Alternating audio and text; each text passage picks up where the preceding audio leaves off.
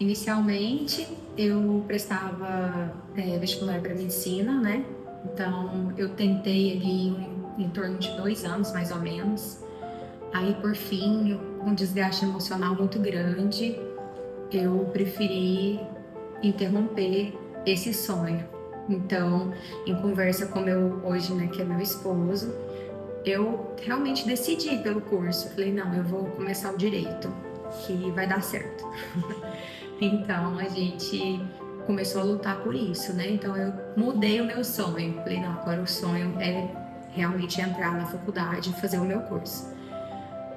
No decorrer do curso, eu iniciei um estágio que hoje assim, é numa área totalmente diferente da que eu atuo hoje, mas assim, foi de grande valia para mim como profissional, foi muito importante, porque a questão do processo em si eu aprendi bastante.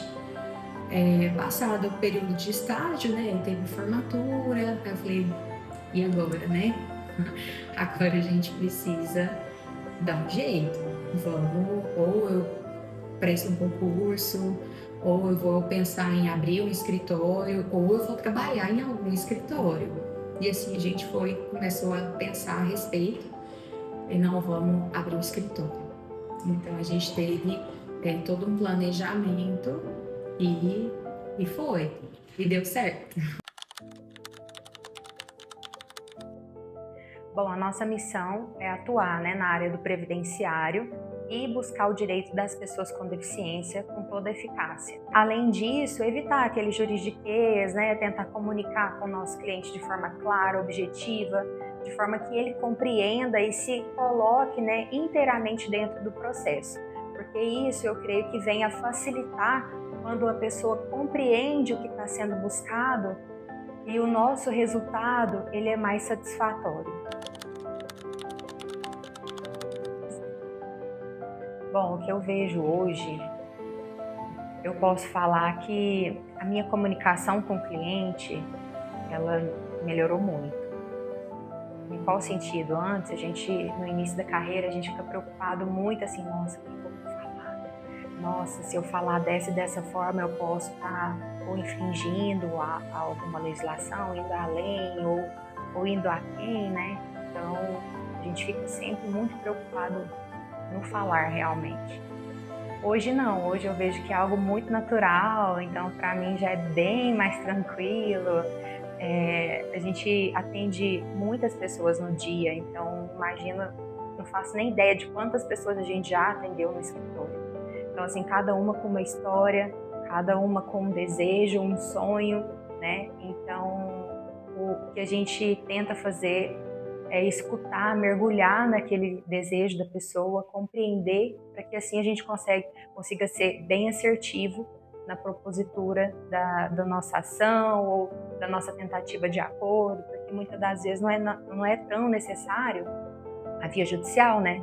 Então, muita coisa a gente consegue resolver, às vezes, numa conversa amigável, né? Faz ali um acordo, às vezes, se for necessário, só uma homologação junto ao juiz, daquilo que foi acordado. Então, a maturidade, né, ela é bem importante.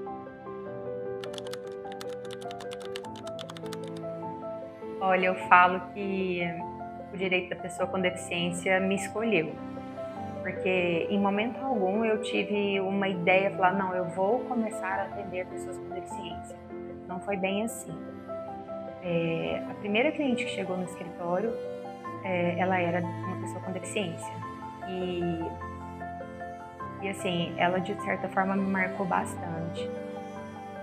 Uma pessoa muito, muito carinhosa, muito receptiva. E isso me cativou muito. Eu creio que aquele amor ali foi crescendo, sabe? Foi uma sementinha que ela plantou ali. Eu creio que Deus colocou ela ali naquele momento. Então, isso veio a abrir meus olhos realmente para a área. Mas, assim, inicialmente a gente atendia a área civil, né, que ela é muito ampla. Então, questão de revisão contratual, enfim. E hoje a gente realmente foca no direito previdenciário e na pessoa com deficiência. Então, desde o início, lá há 11 anos atrás, eu sempre atuei na pessoa com deficiência. O previdenciário, ele veio depois. Inicialmente, já na abertura do escritório, teve ali, eu fiz uma especialização na área de direito do trabalho, então eu atuei os 3 primeiros anos nessa área, né, com mais afinco, assim, e passou um momento que teve muita mudança legislativa, aí por fim eu vi que não iria funcionar mais, então eu comecei a me especializar na área do previdenciário para atrelar a pessoa com deficiência. A dificuldade maior, vamos colocar em 2 vertentes. A primeira é a pessoa que tem a condição e ela tem uma dificuldade em se aceitar. A outra seria aquela pessoa que tem a deficiência, mas ela não sabe que ela é uma pessoa com deficiência. Então, a partir do momento que a gente comenta sobre a legislação, né, e ela começa a se enxergar ali e fala, nossa, eu tenho essa deficiência, nossa, eu sou uma pessoa com deficiência. Então, porque assim, hoje tem um mito, né, que em muitos lugares, inclusive, acredita-se que a pessoa com deficiência é aquela que é cadeirante ou aquela que é amputada. Na verdade, hoje não é dessa forma, né? Então, a legislação ela é abrangente a ponto de colocar a pessoa com deficiência, principalmente a questão física, quando ela é avaliada de uma forma diferente, né? Então, desde a questão da Convenção da ONU sobre os direitos da pessoa com deficiência, que veio a ser recepcionada pelo Brasil com a LBI, né? Que é a Lei Brasileira de Inclusão. Então, isso veio a ampliar o conceito da pessoa com deficiência. Então, eu creio que foi uma vitória muito grande para esse público, né? Principalmente pelo fato de considerar a deficiência pelo biopsicossocial. Então, o que é isso? A gente avalia a interação daquela pessoa com as barreiras existentes no meio, né? Então, o que aquela condição vem a trazer de dificuldade de interação. Então, hoje não é a pessoa que precisa de adaptação, é o meio em que ela está que precisa ser adaptado para que ela consiga exercer aquela atividade ali que ela precisa desenvolver de uma forma totalmente plena, né, e eficaz. Bom, quando a pessoa com deficiência é condutora, eu até prefiro o processo judicial, né? Mas assim, eu sempre coloco as 2 possibilidades para que o cliente verifique o que é melhor para ele, o que se enquadra ali no desejo dele, né?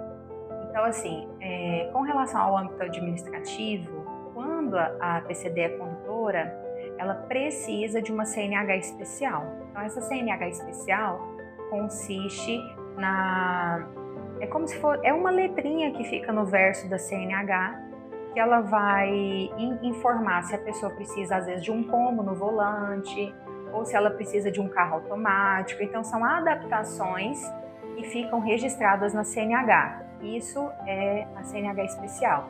Então, assim, na via administrativa, quando eu preciso dessa CNH especial, eu encontro um impasse bem grande, assim, porque a maioria dos órgãos, aí volta aquela questão do conceito da deficiência, entendem que a pessoa é deficiente, né, que a pessoa tem deficiência a partir do momento que ela usa uma cadeira de rodas, ou que ela faz uso de uma muleta, ou que ela é amputada, e na verdade ela ignora literalmente ali todo o conceito amplo de pessoa com deficiência. Então hoje, o que a gente encontra de impasse aqui? Uma pessoa que às vezes foi operada de uma artrodese, por exemplo, né? Ela tem um problema sério na coluna. Obviamente, não é um diagnóstico visto a olho nu, muitas das vezes. Então, a pessoa às vezes traz ali pinos, parafusos na coluna, tem algumas limitações, né? Uma dificuldade de amplitude de movimento, redução de força. Então, isso não é considerado pelas clínicas, principalmente. E essa é a maior dificuldade, porque deveria ser considerado, né? Então aí que muitas das vezes é necessário a abertura de todo um processo judicial, para que ali seja verificado realmente a deficiência, a dificuldade, né, as limitações da pessoa. A questão do autismo, ela também é uma questão assim que a gente precisa ter bastante atenção, porque existem 3 níveis de suporte, né? Então, o nível de suporte 1, o 2 e o 3. Então, na esfera administrativa, o que é mais assim admitido para fins de concessão seria o autismo nível 2 e 3 de suporte, né? Mas assim, ainda assim, a pessoa, quando ela é menor de idade, aí o acesso a esse benefício é mais célere. Quando trata-se de um adulto com autismo, ainda mais nível 1, então a dificuldade aumenta um pouco mais, né? Então, assim, do meu ponto de vista, eu não entendo muito bem sobre essa questão, o porquê da diferenciação, né? Porque, assim, a partir do momento que a pessoa tem o autismo, ela é autista. Então, por que só o autismo de nível de suporte 2 e 3 vão conseguir e o nível de suporte 1 não, né? Então, assim, o diagnóstico, ele é uníssono para os 3. Então, começa por aí, né? A questão do princípio da igualdade, né, de tratamento, não discriminação. Então, isso vai embasar uma possível ação judicial. Olha, eu posso dizer que eu consigo ver o resultado do meu trabalho bem de perto. Então, assim, eu vejo pessoas que estavam desmotivadas a ter, assim, o acesso a um direito que ela não acreditava mais, poder usufruir. Então, assim, tem pessoas que ficam emocionadas, tem pessoas que ficam muito alegres, outras, pela simplicidade, não sabem nem como agradecer. Então, às vezes, chegam no escritório, nossa, doutora, obrigada, e passa amanhã, doutora, muito obrigada mesmo. Então, depois, nossa, doutora, muito obrigada. Então, assim, a gente fica muito feliz em poder colher os frutos do nosso trabalho. A gente deseja cada vez mais alcançar voos mais altos, né, desde que os nossos princípios, que são inegociáveis, permaneçam, né, que é a transparência com o cliente, né, execução dos nossos serviços com excelência, buscar a empatia, né, com o cliente, porque nada adianta a gente alcançar voos altos e não tratar aquele cliente da forma que ele merece, né? Então, são coisas inegociáveis para nós.